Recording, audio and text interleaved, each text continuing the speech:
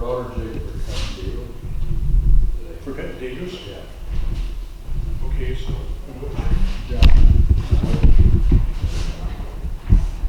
So, John, why don't you go after Craig, and I'll just pick up the end and do quick. We'll probably try and go about 15 minutes or so for people that have multiple ones. If you have one jig, then it'll go quicker. I got several, but I'll be quick. Yeah. So why don't you start, Mark? Okay. Get it up and over and see what they do it.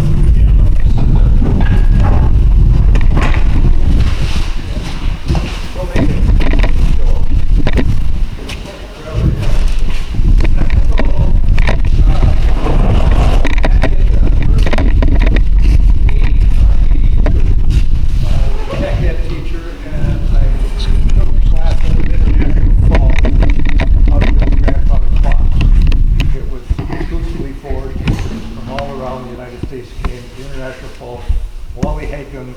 Was quite famous for doing that, and it was a week-long course, and that was my first experience and the first time I ever seen a sled. And the sled that he had was similar to this. It was giant, and the purpose of this sled was to cut 22.5-degree cuts on the crowns of these clocks. So I happened to have a mistake crown, because then later on in my career as a tech ed teacher, I built grandfather clocks.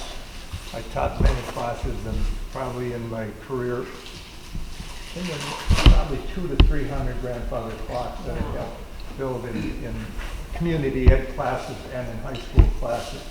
But this is one that a high school student of mine had worked quite hard on and screwed up. I was gone the day that he decided to cut the miters on it. The 22.5-degree miters, and he cut them too short. And all of us know when you cut things too short, you can't get the board structure, it just doesn't work. So he was kind of pissed at that whole thing, and he started writing measure twice and cut once. And then he kind of even gave up on that. He was so pissed at the whole thing. But the reason I brought it, and I don't know why I saved it, but it turned out it was a nice example of how this works.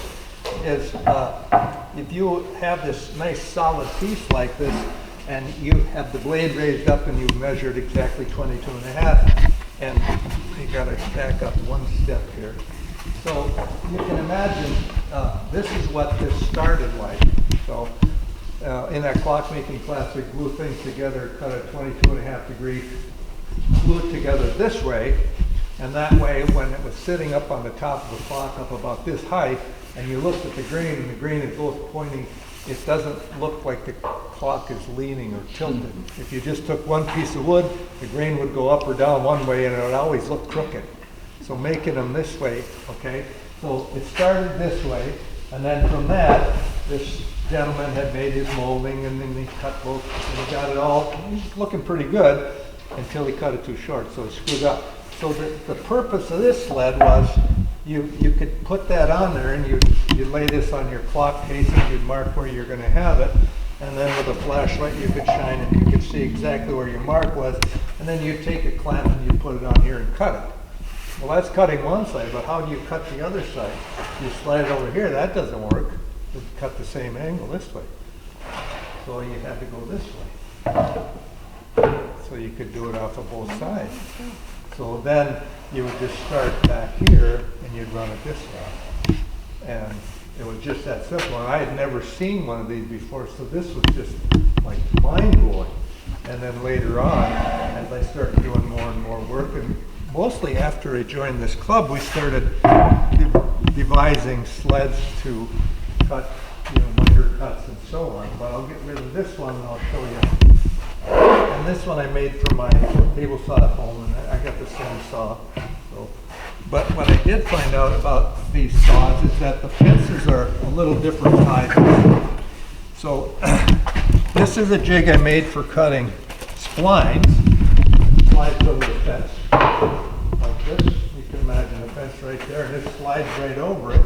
And now you can just slide it along the fence, and you can see it, there are 3 slots here where with a square top table saw blade, then if you can imagine, I take this box, slide it in here like this, right? Crank the blade up to the right height, slide it along, and it's going to cut that exactly at that spot, and I just rotate it around.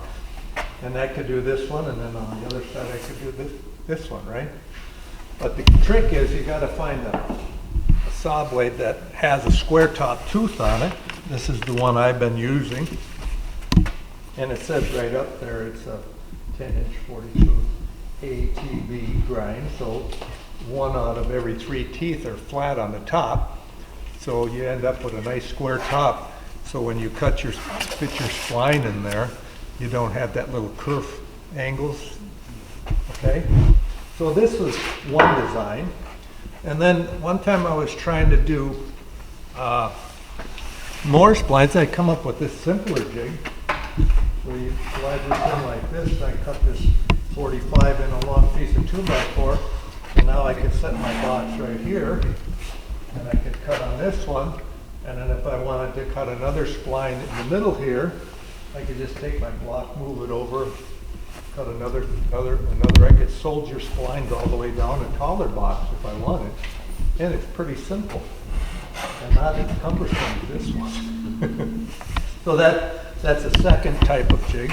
And then for setting the depth, I brought in these pieces of cedar that I had that had a 45. So then to figure out how high to make your blade, so you can see this, so I take this piece and I set it in there and I got the blade up and I could cut this scrap, and if it cuts right up to where the heel of that is, then I know that's as far as I can dare raise the blade, or otherwise my splines are going to go right through and show inside the box, which would be kind of a problem. This is a sled I used a lot. I used it so much that I kept having to put new pieces of wood. I just clamp them in there. And the only reason I did that is so that when I was cutting stuff, you can imagine this, I always cut them this way. Get the drop in. There we go. And this is for cutting 45. So when I made this box, I just cut two long pieces. And there's some tricks in order to get the miters to come together all the way around and have them all match. It gets involved where you got to split a piece of wood, and you take the 2 pieces and you cut 1 from each, and then those 2 will match. And then if you keep going, the next 2 will match, and it can match all the way around. But you got to start with a thicker piece and split it in order to do that. So I could set up this saw, and then when I put this extra little scrap of plywood here, what it prevented is when I was cutting this, I wouldn't have the blowout. Right? The saw blade is cutting, and if I got too wide of a piece there and you're cutting, then the ends of the last bit of the cut, you're getting a little blowout there. So that's why I put, and you can see this is 1, 2, 3. This is the 3rd time I put a piece on there. And the next time I might do it again. But you just got to make sure when you tilt your blade, then you measure accurately, make sure it's a 45. And you can do that by taking a straight piece and cutting 4 pieces and see if they go together and make a nice square out of it. And if it does, then you know your blade is decently at a 45 and not 42.5 or something. And this is another jig that I made that I'm not going to get into too much detail, but I think Don was here helping me make this one time.